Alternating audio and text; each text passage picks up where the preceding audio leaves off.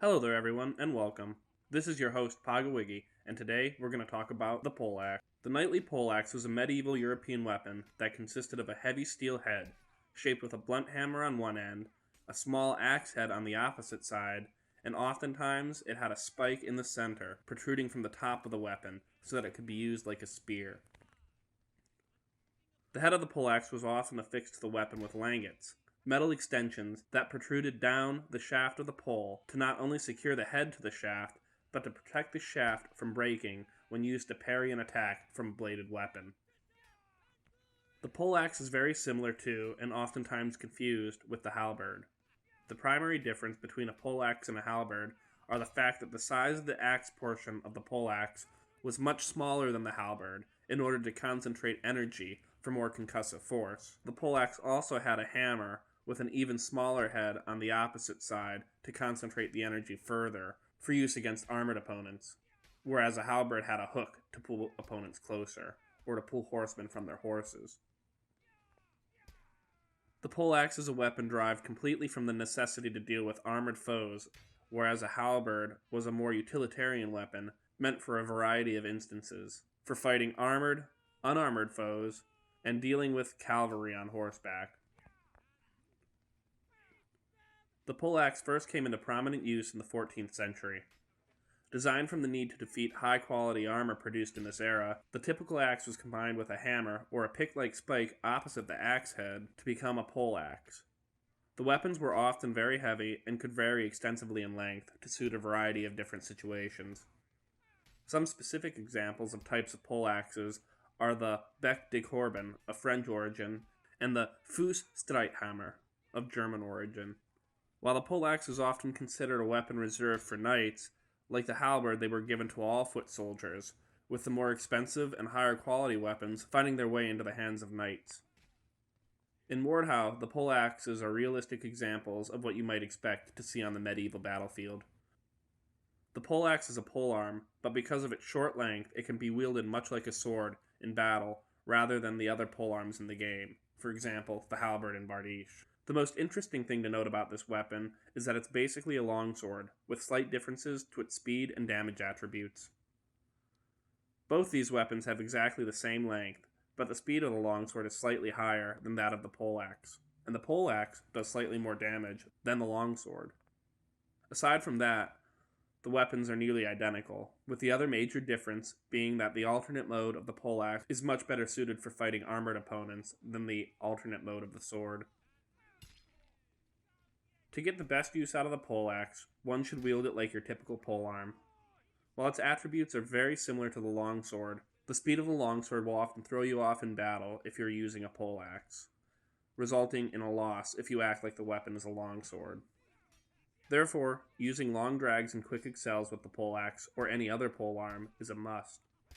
The slower swing speed of these weapons means drags last longer, and due to the variety of weapons in Mordhau, people may not be used to your timing if you drag it correctly. The stabs of this weapon are perhaps its best attributes, being able to two-shot any foe in the head and one-shotting nakeds. The real utility here comes in the drastic increase to the attack speed of the weapon when stabbing compared to slashing attacks, making it an ideal method for dealing with quicker weapons. The greatest cons of the poleaxe are its slow swing speed compared to swords and its susceptibility to longer weapons like the spear, and quick short weapons like the arming sword. Well, let's rank this fine specimen. In terms of utility, the poleaxe has a lot to offer. It has its primary attack mode, which devastates light and unarmored opponents, and amazing alternate attack mode that lets you two-shot level 3 armored users if you aim for their head. That alone is enough to merit a high general utility score, but the poleaxe does one more. It can be couched on horseback. So for that, it receives 5 out of 5 in terms of general utility. In terms of dueling effectiveness, this is one of the best weapons in the game. Its low cost allows it to be used in a number of different builds, and if mastered, you can devastate countless enemies. 4.5 in terms of dueling effectiveness. For use on front lines, this weapon will allow you to become a mobile slaughterhouse. You can slaughter nakeds with the axe and then switch to the hammer to kill any opposing knights in your way. The only thing holding this weapon back is its short length compared to other polearms, so it gets 4.5 out of 5 in terms of team play.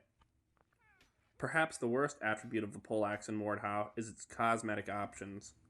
For me, I find that the developers do justice to the weapons in the game when they add their special skins, but the Poleaxe lacks one. It makes up for this by having a plethora of heads to choose from in the cosmetic options, and they are all rather charming. So the Poleaxe will receive 4 out of 5 in terms of visual appeal. That brings the score of the Poleaxe to 18 out of 20. Considering this is one of the most well-rounded weapons in Mordhau, I believe the score to be just.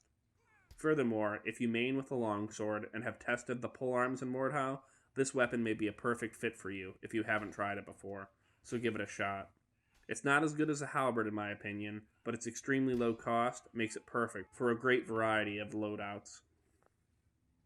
Thank you all so much for watching. That's it for this video, everyone. Stay tuned for a brief channel update if you're interested. Otherwise, I will catch you all in the next video. Lately, I've been slacking when it comes to making videos, but this is because I've been trying to learn how to animate so I can make better quality videos. Now that I have learned a little bit about animation, I'm going to start making it a bigger part of all my videos, so expect to see some more interesting and varied content in the future. This means that while the quality of the videos will increase, the time it takes to produce them will also increase, so please hit that notification bell next to the subscribe button to get updates on the content I make. Currently in the works is another Weapons of Mordhau video and a Mordhau guide, along with a video about the main types of nuclear weapons. So expect to see those done before the end of next week. As always, thank you all so much for watching, and I'll see you all in the next video.